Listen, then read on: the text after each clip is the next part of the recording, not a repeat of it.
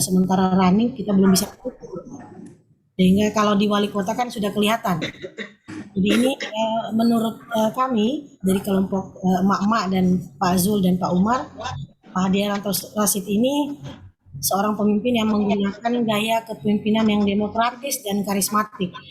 Penilaian kami ini Bu tidak terlepas dari PNS-nya, kemudian kami juga tidak melihat di dalamnya. Kalau di dalamnya kan nanti teman-teman yang PNS mungkin yang bisa menilai, tetapi secara garis besar kami menilai bahwa sebagai masyarakat, sebagai kepemimpinan yang demokratis dan karismatik, kemudian beliau melibatkan masyarakat untuk turut serta memajukan daerahnya. Beliau juga mempertimbangkan pendapat-pendapat dari masyarakat serta mengutamakan agar visi misinya dapat terlaksana dengan baik. Kemudian berikutnya Pak Hadianto Rasid ini pemimpin yang menjunjung tinggi nilai kedisiplinan. Saya ini fakta, data dan faktanya sangat jelas. Kalau saya ke kantor habis mengantar anak-anak di sekolah, itu PNS kota itu sudah berdiri apel jam 7.15. Sementara kami di provinsi masih leha-leha jam setengah 8, jam 8 baru di kantor. Kemudian buku kerja nyatanya beliau ini, penerapan jam kerjanya, kerja baru itu guna menciptakan kedisiplinan pegawai. Kemudian ada perbaikan penata usahaan birokrasi. Kemudian ada penataan Kota Palu menuju Adipura. Saya kira Pak Lurah ini sudah paham sekali dengan program-programnya wali kota. Kemudian ada perbaikan infrastruktur jalan. Kemudian ada layanan komunikasi langsung dengan masyarakat. Kemudian ada peningkatan kualitas pendidikan. Salah satu contohnya yang kami coba angkat adalah perbaikan infrastruktur jalan.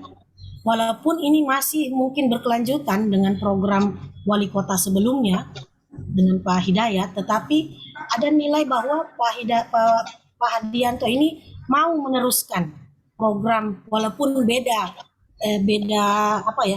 perahu. Mungkin saja karena dia kompetitor, tapi dia tidak kalau kami melihat masyarakatnya bahwa ini dia tetap berkelanjutan programnya. Contohnya jalan. Saya setiap melewati jalan Mangun Sarkoro dulu, itu badan jalannya masih sempit. Kemudian di ujung di persimpangan dengan Jalan Tamrin itu masih ada bak sampah di situ, itu berantakan sekali. Tetapi sekarang entahlah mungkin memang berkelanjutan dan mungkin memang ada perannya, memang timnya bergerak, itu sudah lebar, badan jalannya sudah lebar sampai di bahu jalan itu diaspal, mulus. Kemudian sampah sudah tidak ada lagi. Artinya saya sebagai pengguna jalan merasa nyaman dengan itu. Kelihatan ada keberlanjutan program terhadap pelayanan masyarakat, walaupun berbeda perahu. Kemudian ada peningkatan kualitas pendidikan. Kalau saat ini saya melihat ada bis sekolah ya, kalau saya tidak salah Bu, ada bis sekolah, kemudian program untuk rehab ringan di bangunan-bangunan sekolah itu juga ada. Itu fakta dan nyatanya. Next Pak. Oh kemudian ada tempat-tempat sampah yang ada di jalan itu kelihatan. Jadi kebersihan lingkungan itu ditingkatkan untuk menuju Adipura. Kemudian armada sampah, pengangkutan sampah yang dulu saya di jalan itu di lewat depan rumah bisa 2 hari sekali, sekarang tiap hari deh kayaknya. Itu dengan menggunakan armada yang mobil kuning itu tiap hari. Kemudian lanjut. Next Pak, halaman berikutnya. Nah, ini poin nomor 2, bahwa di era milenial ini kita kehilangan sosok panutan dikarenakan sebagian besar tokoh-tokoh masyarakat ini lebih banyak bersaing dalam hal politik praktis, sehingga mencederai kepercayaan masyarakat, mencederai kepercayaan masyarakat, kesejahteraan masyarakat terabaikan, bukan tidak diperhatikan, tapi mereka tidak fokus terhadap itu.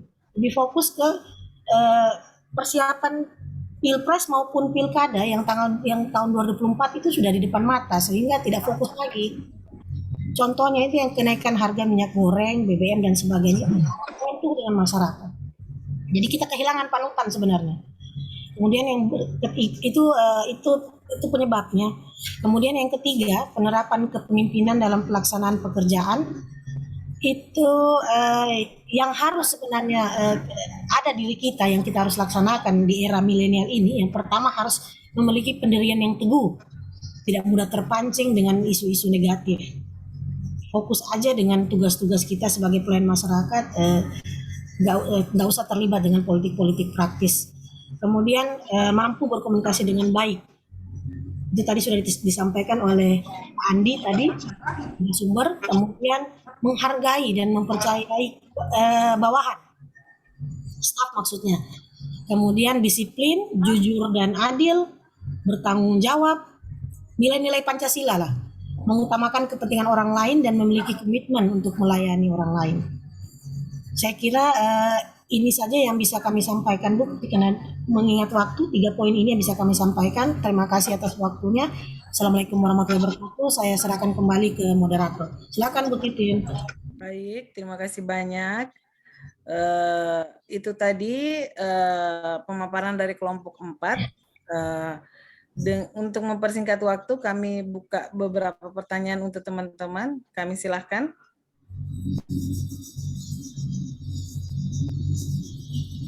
Ada yang ingin bertanya? Ya, satu dari Pak Ovelio. Silakan, Pak. Ya, izin Bu Ulfa, maaf ini saya bertanya lagi nih. Ya, silakan. Ya.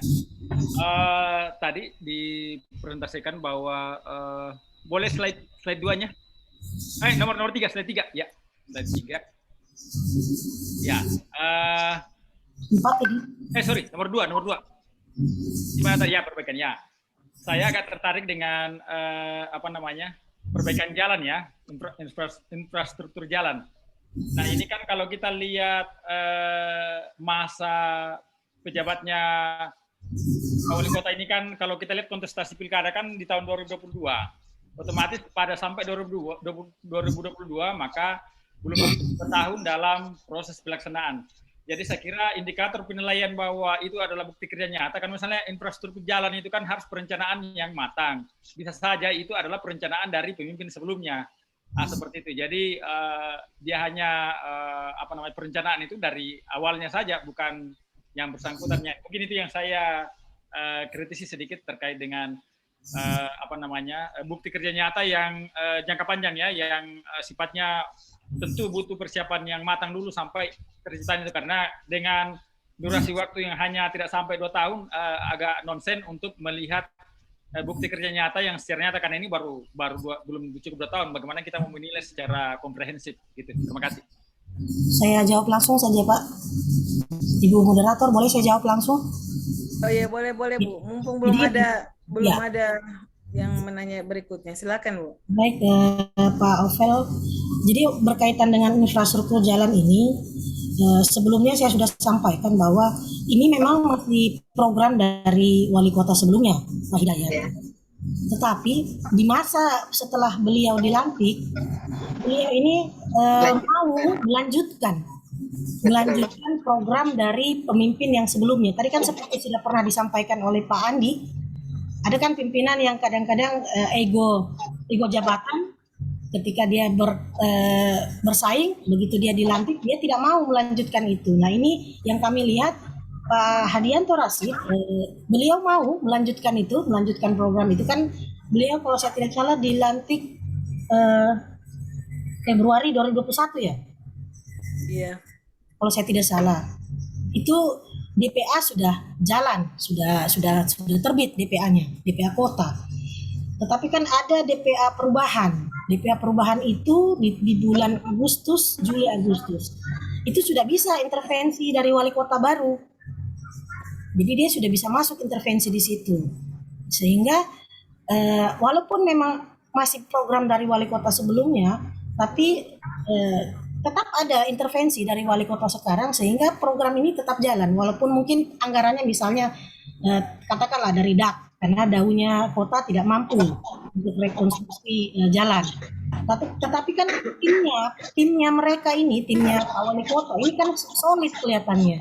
Jadi dari luar ya, entah saya tidak tahu bagaimana di dalamnya mereka, tapi akhirnya mereka menyelesaikan itu program yang mungkin tidak sempat diselesaikan oleh Pak Wali Kota sebelumnya, tapi mereka mau menyelesaikan itu dalam rangka menunjang program Adipura. Sehingga kami sebagai warga Kota Palu melihat itu, kami menikmati pelayanan itu. Kira-kira begitu, Pak. Saya mohon untuk tidak ada feedback balik lah ya Pak, Ibu moderator, mengingat waktu kita langsung lanjut. Baik. Saya rasa demikian Pak Ovelio. Mudah-mudahan jawabannya bisa memberikan masukan buat kita semua. Selanjutnya ada Ibu Rahma dan Pak Windu. Kami silakan Bu. Rahman. Pak Rahman. Bapak. Saya kira Ibu Rahma. Bu Titin, silakan. mahal itu kambing 1 ekor. Betul Bu. Maaf Pak, bagaimana namanya terganti-ganti, habis Abdul Rahman, Pak Rahman lagi. Silakan Pak. Silakan. Labil. Pak Rahman labil. Pak Rahman. Ya, minta maaf, lupa tadi edit nama. Soalnya itu nama akun. Kong mana DP sosial. foto ini DP orang. Pak, bisa dimunculkan mukanya Pak? Oh, astagfirullah. Memang mukanya itu lau-lau dia Bu Titin. Sudah itu, makanya harusnya gitu dong. Sportif. Silakan Pak, silakan. Jadi gini, boleh pindah ke slide berapa tadi ya? Slide 2 kayaknya. Atau slide 3. Slide 2, slide 3. Ya. Ya, yang tadi yang soal nomor 2, Bu. Ya, di era milenial ini kita kehilangan sosok panutan. Dikarenakan tokoh-tokoh masyarakat hanya banyak bersaing dalam hal politik praktis. Jadi begini ya, di sini saya ingin tanyakan bahwa di soal pertama teman-teman kelompok 4 mengangkat tokoh yaitu Wali Kota Palu. Tapi kemudian di poin 2 teman-teman kelompok membuat pernyataan bahwa di era sekarang ini tidak ada lagi tokoh yang bisa dijadikan panutan. Pertanyaan saya, apakah di negeri ini tidak ada lagi tokoh yang bisa kita ambil sebagai contoh? Padahal kita ketahui bersama bahwa Indonesia ini punya banyak tokoh yang bahkan dikenal seluruh dunia, banyak sekali tokoh yang bisa kita jadikan panutan. Kenapa kemudian teman-teman membuat pernyataan seperti poin 2 ini bahwa tidak ada lagi tokoh yang bisa dijadikan panutan?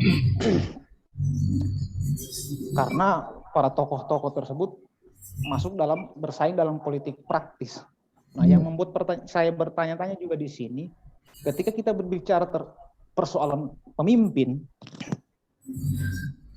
negara Indonesia ini kan negara yang menganut sistem demokrasi presidensial. Artinya bahwa pemimpin di Indonesia ini, apakah itu pemimpin negara, pemimpin daerah, pemimpin desa, dipilih, dihasilkan oleh proses politik. Kenapa teman-teman kemudian alergi dengan politik tersebut? Itu ya, itu mungkin sementara cukup. Saya langsung jawab saja Pak ya. Baik, terima kasih Pak Abdul. Ya. Silakan Bu Ulfa. Begini Pak Abdul Rahman, soal nomor 1 itu kan kita disuruh mengambil salah satu nilai yang diberikan oleh tokoh. Jadi kita bukan berbicara panutan di nomor 1 itu, kita bicara nilai yang bisa kita ambil. Boleh mungkin dilihat sedikit soalnya. Coba Bapak lihat baik-baik dulu. Jadi itu nilai yang diminta di soal nomor 1 itu nilai, bukan tokoh panutan.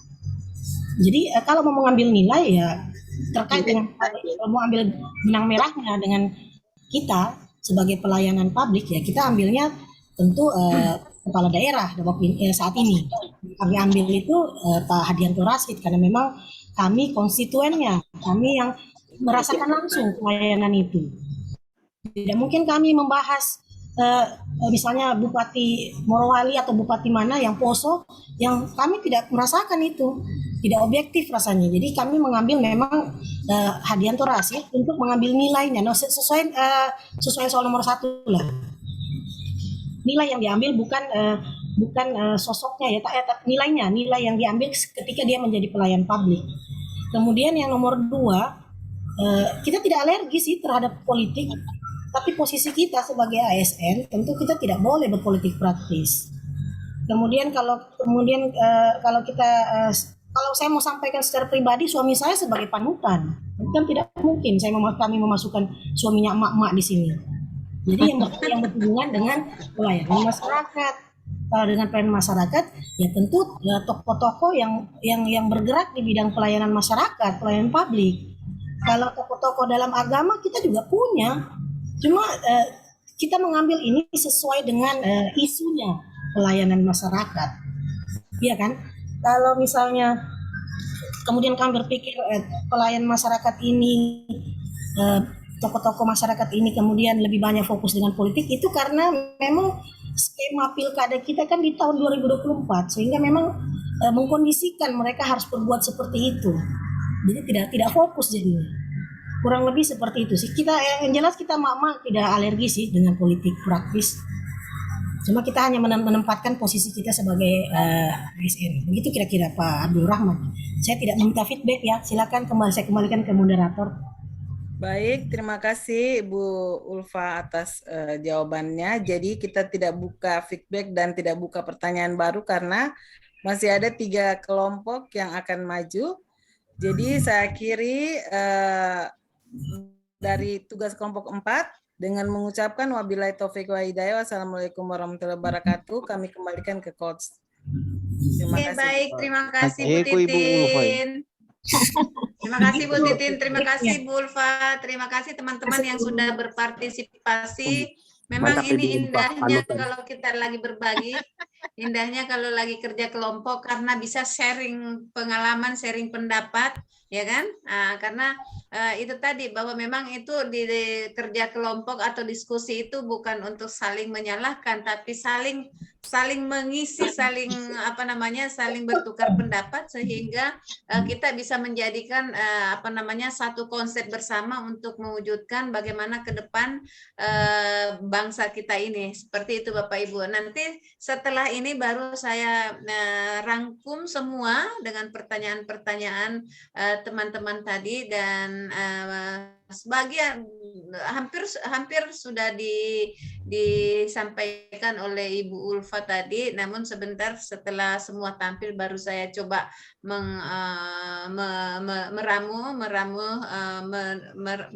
meramu kembali sehingga menjadi sebuah bahwa sesungguhnya nanti pejabat-pejabat itu adalah seperti ini ya, walaupun tadi Pak Andi juga banyak, saya yakin Pak Andi juga itu orang yang salah satu pemimpin yang melayani. Baik Bapak Ibu yang kami banggakan, sekali lagi kita berikan aplaus dulu dong ya untuk kelompok 4 yang sudah berpartisipasi, berbagi pengalaman, dan selanjutnya saya mempersilakan kelompok yang bersedia, Pak Rahman, kelompoknya Pak Rahman. Ya, kelompok Rahman 1 ini. siap Bu. Oke, silakan kelompok 1 Pak Arhan. Ya, mohon izin Bu Agus dan teman-teman untuk menampilkan slide. Ini slide-nya ala kadarnya karena tadi terbatas sekali waktu dan saya tadi ada ke belakang dulu, ada urusan. Jadi saya coba untuk tampilkan. Mohon izin.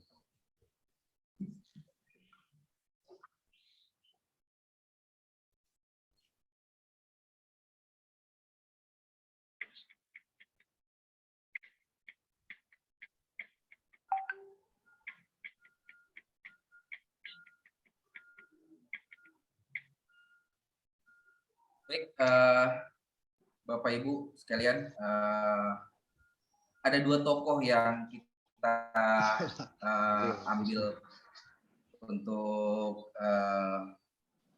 pembahasan kelompok pada kali ini. Jadi tadi berbicara terkait dengan soal, yaitu peserta disuruh memilih beberapa tokoh pemimpin yang melayani. Kemudian uraikan nilai yang melekat pada tokoh tersebut. Saya belum menampilkan nilai apa yang ada pada 2 tokoh ini. Seperti yang kita ketahui, kedua tokoh yang ada di gambar ini adalah sosok mantan presiden kita. Saya coba ambil tokoh yang lebih besar dan biar lebih umum. dan biar merata nantinya. Oke, yang tampilan kedua, di era milenial ini Indonesia kehilangan panutan. Pemimpin sekarang tidak banyak menerapkan nilai yang terkandung dalam Pancasila, sehingga kehilangan sosok pemimpin yang bisa menjadi panutan untuk sekarang ini. Terkesan mengotak-ngotakkan antara daerah yang dipimpin. Seperti yang kita ketahui, Pancasila yang pertama adalah ketuhanan yang Maha Esa. Ini memiliki nilai ketuhanan. Yang kedua, kemanusiaan yang adil dan beradab, memiliki nilai kemanusiaan, memperkuat sesama manusia, memperlakukan sesama manusia sesuai harkat dan martabatnya. Yang ketiga, persatuan Indonesia memberikan kehidupan yang damai dan sejahtera, saling menghargai dan berkeadilan yang sama, sesuai dengan sila pertama dan sila kedua.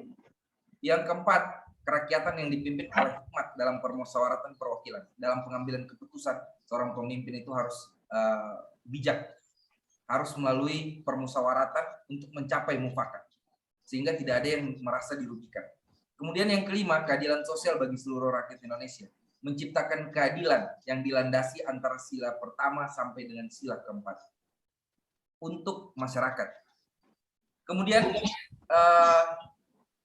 kenapa dua pemimpin tadi yang diangkat? Karena kami menganggap bahwa kedua pimpinan itu adalah yang pertama Soekarno, salah satu bukan salah satu, presiden pertama, ya, dan mungkin yang mencetuskan dan meramu Pancasila ini bersama dengan timnya waktu dulu. Kemudian kenapa Gus Dur? Jadi kami ambil Gus Dur ini sebagai tokoh yang memang menerapkan sila pertama, memiliki nilai ketuhanan. Di era dulunya agama itu masih terkotak-kotak. Setelah lengsernya Soeharto, begitu masuk di era Gus Dur ini, dia coba merangkul beberapa kaum Tionghoa, kaum yang mungkin agamanya yang sekarang diakui sekarang di Indonesia mungkin bukan cuma Islam dan Nasrani saja. Itu adalah Gus Dur, dan untuk kemanusiaan yang beradil, saya rasa cukup adil, ya. Dan mungkin dengan nilai-nilai lain yang ada di Pancasila. Untuk yang poin terakhir, penerapan kepemimpinan dalam pelaksanaan pekerjaan, ya.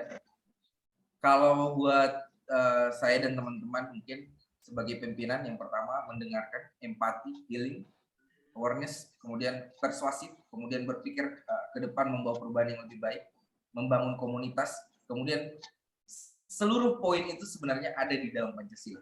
Terus apalagi nikmat Tuhan mana lagi yang kau dustakan selain kita memang betul-betul menerapkan kelima sila dalam Pancasila. So ASN, pegawai, pemimpin, terapkanlah nilai-nilai dalam Pancasila. Mungkin itu saja yang dari kami kelompok 1. Sekian dan terima kasih. Mungkin ada kelompok lain yang ingin menyanggah atau mengajukan pertanyaan. Pak Abdurrahman siap menjawab. Terima kasih. Ya, silakan.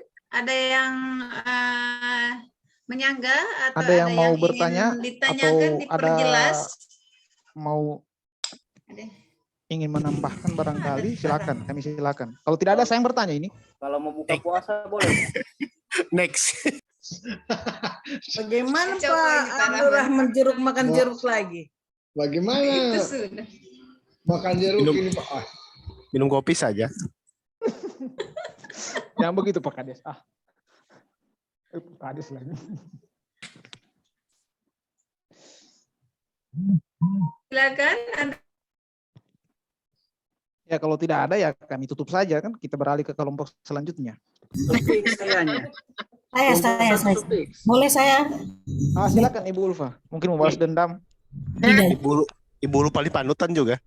tidak jika kasihan. Terima kasih atas kesempatannya Pak Moderator.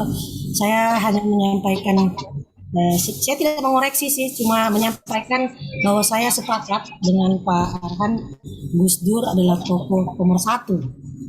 Yang dulunya terkotak-kotak dia menjadi nomor 1. Jadi saya sepakat dengan itu, dengan menerapkan poin nomor 1 nilai-nilai Pancasila. Ya itu aja sih. tidak ada menyerang, tidak ada. Tapi saya cuma menyampaikan sepakat saja dengan Pak Arman. Terima Oke. kasih. Baik. Love you Kakak Ulfa. Pemersatu bangsa. Oke. Baik, saya pikir itu ya. Tidak ada yang Ya. menanggapi. Iya. Pak Ya, Rahman. terima kasih Ibu Ulfa. Ya, terima kasih Ibu Ulfa. Berarti Ibu Ulfa sepakat dengan pendapat kami ya bahwa saat ini kita masih memiliki panutan. Salah satunya adalah Gus Dur. Tidak mengambil itu, saya sepakat dengan Pak Arman bahwa Gus Dur memang pemersatu bangsa itu. Saya tidak bilang saya Iya. itu Nilai itulah yang menurut saya Debat sebagai lagi. salah satu Ya. panutan yang perlu kita contoh saat ini. Pak Rahman, pasukan kita itu ya, so mantap itu. Tapi saya bukan tipe yang menyerang nih. Jadi saya terima saja dengan pendapatnya kalian. Tapi saya setuju bahwa Gus Dur tokoh pemersatu bangsa. Terima kasih Ibu Ulfa. Oke, mungkin kalau sudah tidak ada, kami kembalikan ke Ibu Fasilitator untuk selanjutnya. Ya, baik Pak Rahman. Pak Rahman tidak usah dikomentari, nanti dia skam nanti kamu Bu Ulfa ya. Minta maaf Bu Ulfa. Pak Rahman gara-gara terus. Iya. Iya, kayaknya ini segitiga ini permainan. Udah terlalu Oke, baik. Siap. Ya, baik. Terima kasih untuk kelompok 1. Sangat simpel jawabannya, dan memang semua yang disampaikan itu betul-betul menjadi jika kita seorang ASN atau mau jadi pemimpin leadership sebenarnya, ya itu tadi bahwa kalau kita sudah menjadikan nilai-nilai yang ada dalam Pancasila itu menjadi bahagian dalam pelaksanaan tugas kita, saya yakin no comment lagi kan. Tapi itu tadi bahwa memang sambungan daripada pertanyaan kedua, apakah menurut kita menurut kita Bapak Ibu di era milenial ini kita kehilangan sosok yang ada di dalam nilai-nilai Pancasila itu. Sebenarnya kalau kita memang ya itu tadi sudah disampaikan tadi Bu Ulfa bahwa di pernyataan tadi bahwa kita bukan berarti melihat tapi memang terkadang orang seorang pejabat atau apapun atau yang dianggap bahwa dia akan menjadi seorang leader, seorang pemimpin, tapi pada kenyataannya bukan nilai-nilai tentang kejujuran, keapaan semuanya itu bukan dari hati. Padahal konsep awal tadi bahwa kalau kita mau menjadi pemimpin yang melayani, pemimpin melayani, yaitu tadi semua diletakkan di titik yang bukan berarti di titik yang terendah, tetapi semua diletakkan dan betul-betul yang kita lakukan itu adalah penuh dengan hati. Nah, nanti kita karena masih ada 2 kelompok lagi, mudah-mudahan dari 2 kelompok ini memberikan pencerahan yang untuk tambahan untuk kita semua. Saya mempersilahkan, kita berikan aplaus dulu untuk kelompok 2 ya. Kelompok 1 kita langsung ke kelompok 2. Silahkan Bapak Ibu kelompok 2. Baik, terima kasih. Assalamualaikum warahmatullahi wabarakatuh. Izin Ibu. Wow, suara terbaru penutup Bu. sekalian. Ya. Izin Bu, kami dari kelompok 2 sore ini akan memaparkan hasil diskusi kami di kelompok 2. Mohon izin Bu, kami share screen untuk hasil diskusi kami. Untuk kelompok 2 sore ini kami mengangkat satu sosok Bu yang pernah menjadi kepala daerah atau wakil kepala daerah di Provinsi Sulawesi Tengah. Tokoh pemimpin yang melayani bagi kami yang kami angkat sore ini adalah Kolonel Infanteri Purnawirawan Sudarto M. Hoa. Beliau adalah mantan Wakil Gubernur Sulawesi Tengah. Sedikit mengenai beliau, Sudarto sebagai sosok yang harmonis dan tegas. Pak Sudarto merupakan pemimpin yang harmonis dan tegas. Justru dengan tipe kepemimpinannya yang tegas itu, kami mengharapkan kepada seluruh aparat pemerintah Sulawesi Tengah mempedomani serta mengaktualisasi hal-hal positif yang ada atau yang menjadi gaya beliau pada saat memimpin. Nilai-nilai yang melekat pada tokoh tersebut, diantaranya Bu, teman-teman sekalian, beliau adalah sosok yang disiplin. Kami teringat sebelum era beliau, cara berpakaian di kantor kami itu sangat semeraut, boleh dikatakan semeraut, Bu. Warna-warni, terus ada yang di dalam, ada yang di luar seragamnya. Tapi semenjak beliau masuk, beliau memberikan instruksi bahwa berpakaian dinas ASN yang benar. Jadi seperti itu. Yang kedua, nilainya adalah tegas, terus juga beliau ramah, rapi dan bersih. Ada satu hal lagi, beliau juga adalah salah satu sosok yang setia. Setia di sini dibuktikan dengan beliau mendampingi Bapak Longki Janggola sampai periode kedua. Jarang ada pemimpin yang bisa sama-sama sampai 2 periode. Selanjutnya di poin ketiga, apakah di era milenial saat ini bangsa kita kehilangan panutan? Menurut diskusi kelompok kami, untuk pemerintahan Sulawesi Tengah saat ini sepertinya belum ada sosok yang tegas seperti Pak Sudarto. Seperti itu yang dari hasil diskusi kelompok kami untuk pertanyaan nomor 3. Terus selanjutnya yang nomor 4, sebagai pemimpin bagaimana Anda menerapkan kepemimpinan pelaksanaan pekerjaan. Jadi bagi kami Bu, bagaimana kita menerapkan kepemimpinan di lingkungan kerja kita, yang pertama adalah bekerja profesional, disiplin, jujur, melayani, dan mengayomi. Yang kedua adalah menjunjung integritas dan kejujuran yang tinggi, menginspirasi, mampu berkomunikasi dengan baik, mampu mengambil keputusan berdasarkan pertimbangan data dari berbagai aspek, bukan hanya mendengar dari informasi sepihak. Jadi barangkali untuk hasil diskusi kami sekian Bu, mungkin ada pertanyaan dari teman-teman atau masukan dari kelompok 1, 3, dan 4, bisa kita diskusikan melalui kesempatan ini. Terima kasih, saya persilahkan ke moderator.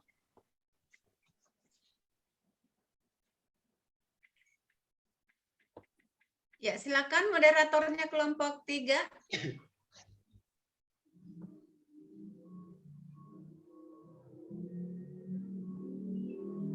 Kalau tidak ada, langsung saja saya ambil alih. Bapak Ibu yang kami banggakan, menarik tadi yang disampaikan oleh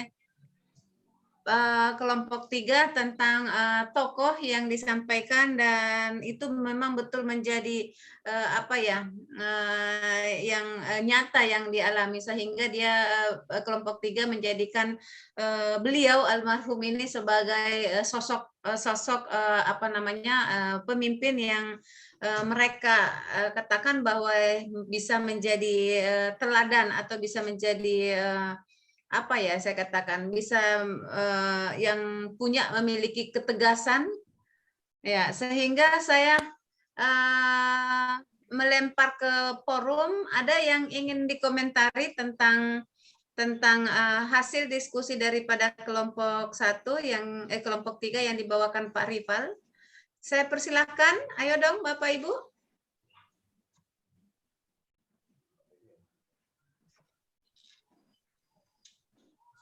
Iya. Oke. Baik, sepertinya ada Pak Putra. Silakan Pak Putra. Ya, rugi nih, sudah ada yang bertanya. Iya. Nah, menurut kelompok 2, saya ingin bertanya, beliau ini kan almarhum basicnya adalah militer. Nah, bagaimana pandangan dari teman-teman kelompok 2 penerapan model kepemimpinan beliau dengan ketika diterapkan di sipil? Itu saja, terima kasih. Ya, saya langsung saja barangkali ke Pak Putra. Ya. Betul sekali Pak Putra, beliau pernah menjabat beberapa jabatan strategis di militer. Beliau juga pernah, kalau tidak salah, pernah dandim di Luwuk waktu itu. Terkait dengan gaya militer yang dibawakan oleh beliau, saya pikir era sekarang tidak ada lagi gaya-gaya kepemimpinan yang seperti dulu, misalnya otoriter atau keras. Sekarang memang beliau itu bukan keras tapi tegas. Dan saya pikir disiplin ya, tegas. Saya pikir gaya-gaya seperti beliau memang cocok diterapkan bagi tempat-tempat yang baru. Jadi saya pikir juga barangkali ada sedikit bisa dikatakan shock terapi kalau bagi bagi tempat-tempat yang memang budaya kerjanya sudah terlalu lama sebegitu-begitu. Jadi perlu memang ada pemimpin-pemimpin yang masuk dengan gaya-gaya agak semi militer. Jadi saya yakin dengan gaya beliau itu perubahan disiplin terutama di sekretariat daerah yang kami rasakan itu berubah drastis, hampir 80 derajat. Barangkali segitu, barangkali ada tambahan dari teman-teman. Terima kasih. Iya, menambah sedikit, Ibu. Oke, ada Bu Joyce. Silakan Bu Joyce. Iya, tadi sudah disampaikan teman-teman juga bahwa kepemimpinan beliau yang beliau bawa dari militer, kemudian masuk ke dalam kepemimpinan di ASN, di pemerintahan provinsi, itu membawa suatu perubahan yang sangat besar.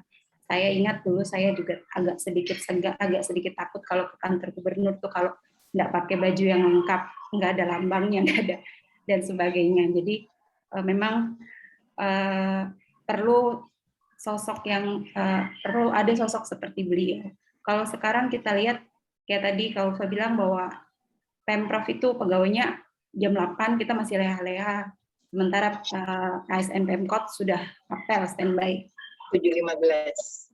7.15 sudah standby apel. Padahal kalau kita di provinsi mungkin jam 8 bahkan jam 9 masih ada di rumah, masih ngantar sana sini seperti itu. Jadi kepemimpinan yang seperti sosok beliau itu yang belum ada lagi di kita di Sulteng ini.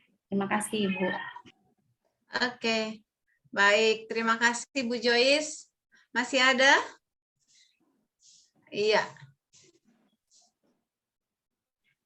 Baik, tidak ada lagi. Ya, memang terkadang di dalam suatu merubah budaya seseorang harus itu tadi bahwa harus memiliki salah satu ketegasan, ya kan, budaya, karena kita ini PNS ya memang apa ya, saya katakan kayak tarik ulur begitu, kayak tarik ulur.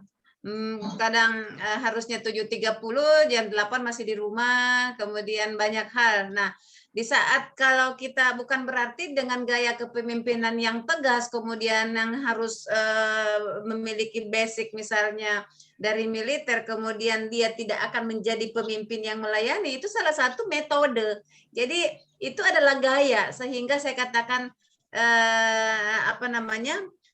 servant leader itu adalah gaya kepemimpinan seseorang, yang mana di dalam gaya kepemimpinan itu lebih terkadang ya itu tadi, kalau misalnya kita lihat bahwa kebiasaan PNS-nya misalnya tidak disiplin, tidak taat, tidak terbiasa dengan budaya kerja yang bagus, ya tentu harus pakai gaya tersendiri gitu kan. Karena kalau gaya tersendirinya itu yang termasuk gaya ketegasan, harus tegas, bukan berarti tegas harus keras, ya tidak. Tapi tegas dalam hal ini ya betul-betul betul-betul bahwa menjadi panutan. Karena banyak yang saya katakan bahwa banyak pemimpin yang menginginkan menghimbau kepada kita supaya kita disiplin tepat waktu, tapi justru dia sendiri yang tidak bisa memberikan contoh yang mana itu disiplin. Tapi beliau, saya juga tertarik dengan beliau ini bahwa memang disiplinnya itu Anda bisa perhatikan selama beliau menjabat itu tidak pernah itu apa namanya, bajunya itu di luar, kecuali kalau memang dia baju lapangan ya Pak Rival ya. Dan dia orangnya tegas. Lambang-lambang itu bukan berarti lambang itu adalah misalnya harus yang disimpan ke sana kemari harus dipenuhi dalam baju, tetapi itu adalah berdasarkan dengan aturan ya, seperti itu. Dan memang itu sudah saya katakan bahwa gaya ya, servant leader ini adalah gaya kepemimpinan yang mana dalam hal ini tentu memiliki kecenderungan yang lebih mengutamakan kebutuhan atau kepentingan untuk dan aspirasi orang yang dipimpinnya. Jadi kita melihat bahwa tentu Bapak Ibu bahwa di saat kita ingin merubah pola orang lain untuk mengikuti pola kita, itu memang dia kadang orang tidak nyaman, dan di saat kita ingin merubah kebiasaan mereka, itu pasti mereka resistensi dengan perubahan kita, ya kan? Padahal sebenarnya kita tahu bahwa tujuan beliau itu betul-betul ingin bahwa bagaimana itu seorang ASN itu betul-betul ada nilai positif, bahwa karena kita ini ASN ini adalah role model. Kalau dikatakan masyarakat itu banyak percaya dengan sebenarnya masyarakat itu menitipkan menitipkan kesuksesan, keberhasilan suatu daerahnya atau apa itu karena kepada ASN. Tapi nyatanya ASN sekarang tidak bisa dijadikan role model, menjadikan hilangnya, tergesernya nilai-nilai hierarki yang ada itu tergesernya karena perilaku kita sendiri, ya kan? Jadi masyarakat itu sudah mulai tidak percaya dengan kehadiran PNS. Kenapa? Karena itu tadi, di saat mereka membutuhkan pelayanan yang prima, kita tidak bisa menyajikan pelayanan yang prima itu, ya kan? Seperti itu. Contoh dengan berbelit-belitnya pengurusan KTP misalnya, yang dulu kita rasakan, ya kan? Bisa sampai 1 minggu, sampai 2 minggu, sampai 3 minggu pengurusan KTP, ya kan?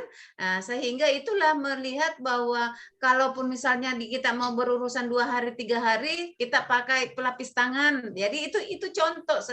Nah, contoh yang terjadi, dan itulah yang menyebabkan bahwa masyarakat agak sedikit hilang kepercayaannya terhadap ASN, karena itu tadi tidak bisa dijadikan contoh. Nah, apa yang dilakukan pemimpin-pemimpin yang kita lihat saat ini, contoh misalnya yang disampaikan kelompok 3, kelompok 2, kelompok 1, kelompok 4, dan kelompok 1 tadi, itu bahwa dikatakan bahwa pemimpin yang dikatakan itu bukan untuk dirinya sih sebenarnya, ya kan?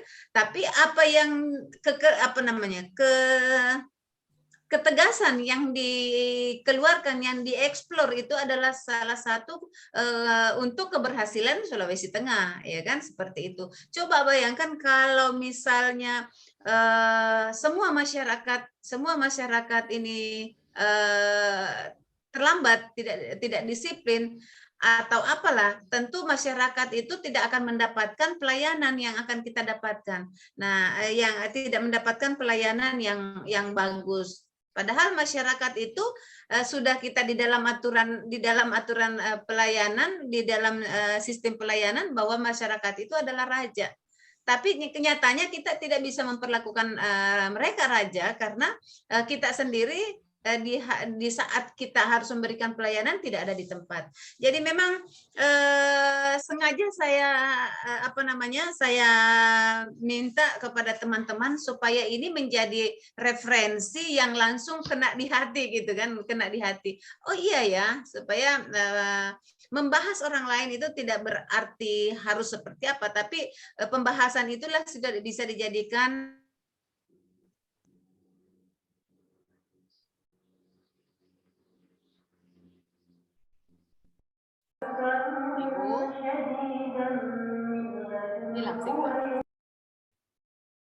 Ibu, nggak ada suara.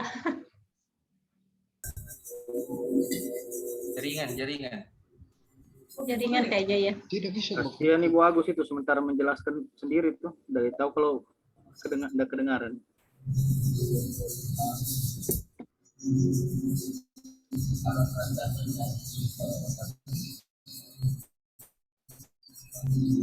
Pak Pendeta monitor. Sudah siap Pak Evel. Biasa mati-mati ini. Signalnya bagus biasa. Siapa Pi? Dia Pak? Iya. Apa dengar lagi Fitnah toanya? saya bermasalah. Baik, silakan kelompok yang terakhir. Ya, terima kasih Ibu Fasilitator. Saya menyampaikan Assalamualaikum warahmatullahi wabarakatuh. Salam sejahtera untuk kita sekalian. Jadi dari kami kelompok 3 ini itu kami hendak mau menampilkan sebuah tokoh yaitu Pak Baharudin Lopa.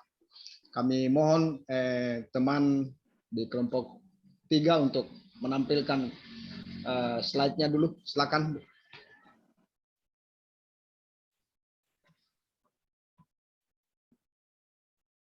Halo. Bu Rahma. Halo. Bu Rahma, silakan Bu. Silakan ditampilkan dulu Bu Rahma.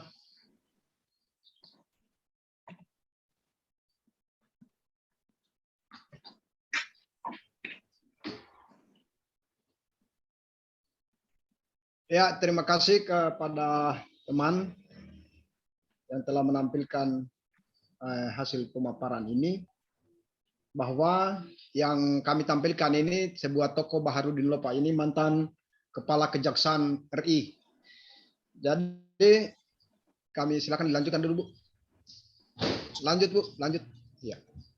Jadi penilaian atas sosok Pak Baharudin Lopa, yang pertama saya harus sampaikan bahwa ketika beliau menjadi Kepala Kejaksaan di Republik Indonesia ini, yang pertama beliau lakukan pada waktu itu adalah mampu membuat perubahan di internal kejaksaan. Jadi internal kejaksaan dulu dia benahi. Itu yang dilakukan oleh Pak Baharudin Lopa ini, karena beliau ini kepemimpinan yang karismatik.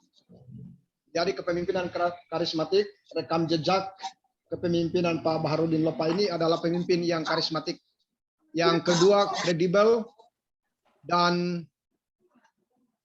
berikutnya sederhana dan jujur dan amanah, berintegrasi tinggi dalam penegakan hukum, carving atau menunjukkan kepedulian, dan memiliki power, mampu memainkan peran penting dalam menciptakan perubahan. Itu yang penilaian atas sosok Pak Baharudin Lopa. Lanjut Bu. Lanjut dulu Bu. Ya, di era milenial ini hal yang dilakukan ini tidak didapatkan lagi pemimpin yang seperti ini, karena itu diakibatkan oleh bergesernya nilai dan kurang memihak kepada rakyat kecil, integritas sang pengadili itu yang kita kenal. Ada katanya yang melakukan pengadilan itu biasanya tebang pilih, itu yang dimaksud. Tumpul ke atas, tajam ke bawah. Itu yang tidak cocok di era milenial ini. Berikut Bu, lanjut Bu. Ya, penerapan dalam kepemimpinan beliau adalah dia sebagai pelayan yang betul-betul melayani baik internalnya maupun masyarakat luas. Dan yang kedua, sinergitas dan profesionalisme, integritas dan sportivitas. Itu penerapan dalam kepemimpinan yang dilaksanakan oleh Pak Baharudin Lopa, dan itu untuk di era kita sekarang ini itulah yang perlu ditingkatkan, yaitu meningkatkan sebuah pelayanan yang yang lebih melayani kepada masyarakat, dalam arti bahwa ketika kita melakukan pelayanan itu kita betul-betul melayani masyarakat, bukan hanya duduk di atas bukan hanya di meja, tetapi betul-betul dilihat langsung di lapangan seperti apa yang dilakukan oleh Pak Jokowi. Itu yang kami pahami dalam hal ini. Itu barangkali Bu pemaparan kami dari kelompok 3 ini, tetapi untuk selanjutnya kami serahkan kepada Pak Ovel untuk menambahkan ini. Terima kasih. Silakan Pak Ovel. Cukup Pak, cukup Pak, cukup. Cukup? Cukup Pak, cukup. Oke. Baik, kami silakan kepada teman-teman, mungkin ada yang bertanya, memberi masukan, saran, silakan. Iya, baik, sepertinya sudah tidak ada yang ingin bertanya, Pak, karena ini sudah langsung kena di hati semua ini. Ya. Silakan di stop share, Bu Rahma. Ya, memang menarik bahwa sekali lagi saya sekalian langsung menyimpulkan karena waktu kita sangat terbatas. Karena saya juga harus pindah lagi di channel Parigi di angkatan 100 sampai jam 6 sebentar, sehingga saya harus kita sama-sama mendiskusikan bahwa memang pada dasarnya bahwa sebenarnya kita melihat bahwa apa yang ditampilkan teman-teman ini banyak yang harus kita bedah, banyak yang harus kita diskusikan sih sebenarnya. Kenapa? Untuk menjadi referensi untuk diri kita semua, termasuk saya, ya kan? Nah, karena kita ini adalah bahagian daripada ASN yang mempunyai tanggung jawab untuk negara kita negara kita, sehingga siapapun yang ada di room ini, siapapun yang ada yang merasa bahwa dia ini adalah sebagai pemimpin, karena tadi Pak Putra mengatakan bahwa pemimpin itu adalah termasuk diri kita, sehingga siapapun yang merasa atau yang terlibat di dalam suatu organisasi itu adalah sebuah pemimpin, entah itu memimpin dirinya. Namun yang harus kita pahami bahwa semua pemimpin, semua orang-orang itu memiliki gaya masing-masing, ya kan? Memiliki gaya masing-masing. Ada yang gayanya sedikit mendayu tapi dia agak sedikit tegas, kemudian ada yang betul-betul tegas tapi tidak punya karismatik dan macam-macam. Nah, itu ada kemungkinan kita ada di dalamnya. Sehingga yang kita fokuskan bahwa bagaimana menjadi pemimpin yang melayani atau pelayan yang menjadi pemimpin itu tadi, sehingga kita mau melihat bahwa bagaimana kita ini sebagai pemimpin ini memikirkan dulu bahwa apa yang kita lakukan itu adalah untuk kemaslahatan atau untuk bangsa kita atau untuk masyarakat.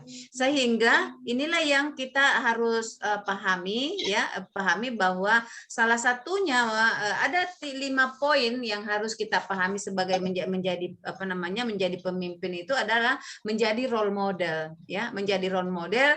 Nah, berhubungan dengan role model ini karena pemateri kita yang tadi itu adalah penceramahnya itu adalah Pak Andi Taufik. Itu adalah dia punya gaya milenial. Saya pikir itu adalah pejabat yang milenial, tapi dia lebih ke saya katakan sudah masuk karena kenapa salah satunya di pemimpin teladan itu adalah harus menjadi role model. Kenapa saya katakan menjadi role model? Satu, dalam hal ini beliau itu bisa dijadikan bagaimana dia saya katakan pemimpin. Beliau ini bukan berarti saya mengatakan bahwa dia yang hebat atau apa, dia yang satu-satunya, tapi banyak salah satu sifat atau nilai yang mereka miliki menjadi pemimpin selama dia menjabat, baik dari pejabat kepala inovasi dulu di pusat, kemudian dia ditempatkan menjadi kepala LAN Makassar sekarang ini, ya betul-betul dia mampu merubah suasana kerja dengan strategi komunikasinya tadi yang luar biasa, ya. Dia punya ide kreatif yang luar biasa. Yang tadinya misalnya semua kondisi yang ada di kantor di lingkungan kerja itu harus ketakutan kalau ketemu, tapi justru mereka, kalau saya melihat beliau itu adalah bagaimana dia menjadikan semua yang ada di lingkungan kerjanya itu adalah teman kerja, partner kerja, bukan menjadi bawahan. Karena kenapa? Itu tadi, menjadi pemimpin itu adalah meletakkan semua status pejabatnya dalam pada saat dia melaksanakan tugasnya. Ya, dalam hal ini yang saya katakan bahwa tidak menganggap dirinya dia pejabat, tapi dia menganggap dirinya sebagai pelayan, ya. bagaimana dia memperlakukan cleaning service, bagaimana dia mensejahterakan semua orang yang ada, yang tidak bisa berbuat apa-apa bisa dia rubah dengan gaya kepemimpinannya. Itu salah satu beliau. Kemudian itu tadi salah satunya bahwa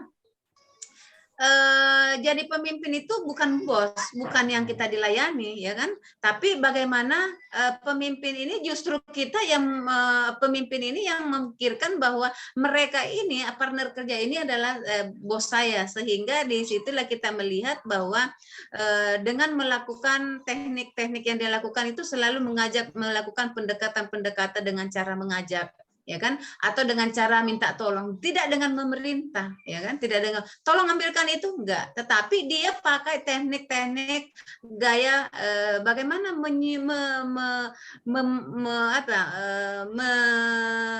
merubah mindset seseorang itu dengan tidak mereka sadari. Itu yang ada beliau. Jadi apa ya, kalau saya katakan karismatik.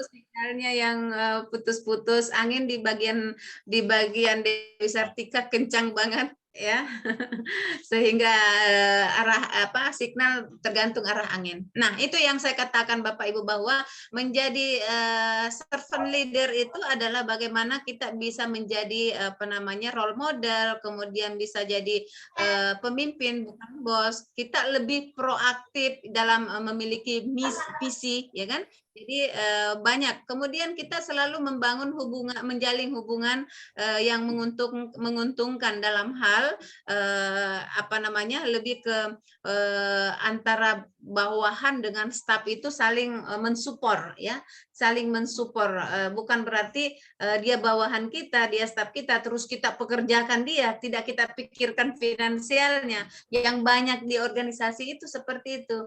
Staf itu dijadikan sebagai tenaga kuda, ya kan? Tenaga kuda, tapi tidak dipikirkan kesejahteraannya. Tapi kalau beliau itu ya tadi semua itu telah dipikirkan. Kemudian yang harus kita pahami seorang pimpinan atau karakter yang harus dimiliki seorang pemimpin yang melayani itu adalah bagaimana membiasakan meminta maaf terhadap meminta maaf kepada siapapun jika memang kita merasa bahwa itu ada kesalahan. Kalaupun misalnya kita tidak punya kesalahan tapi ada gap, ada sedikit bersalah paham, nah itu yang harus kita membiasakan diri dengan memulai dengan membudayakan pada diri kita itu dengan meminta maaf. Kemudian ini yang kita lihat bahwa terbiasa dengan mengapresiasi hasil kerja orang itu dulu, karena terkadang kita yang terbaliknya yang sekarang yang kerja adalah staf, yang biasa mengakui keberhasilan itu adalah pimpinan, biasanya seperti itu. Tapi itu yang terjadi di negara negara luar atau daerah luar.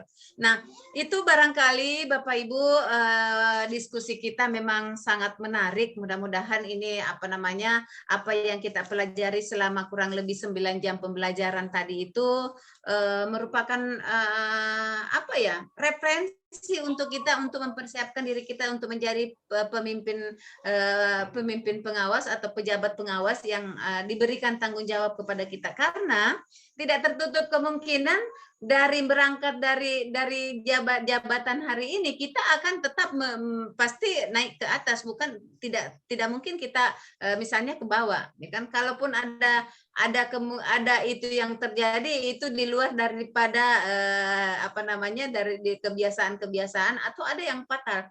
Tapi yang kita perkirakan saat ini, yang kita bayangkan bagaimana kita ini bekerja itu adalah bekerja betul-betul dari hati, dan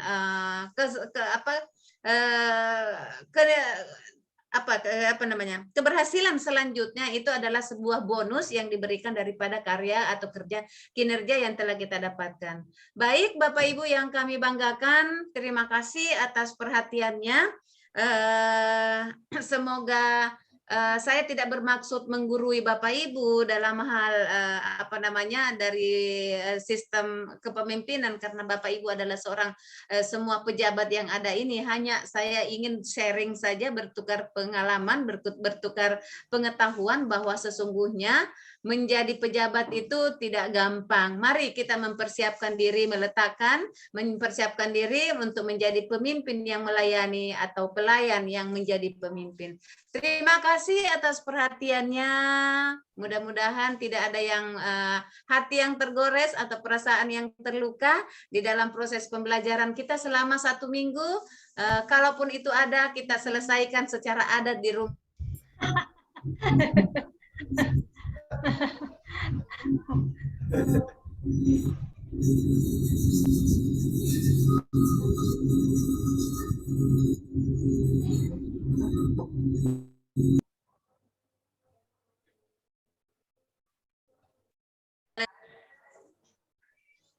Aduh, signalnya lari-lari nih.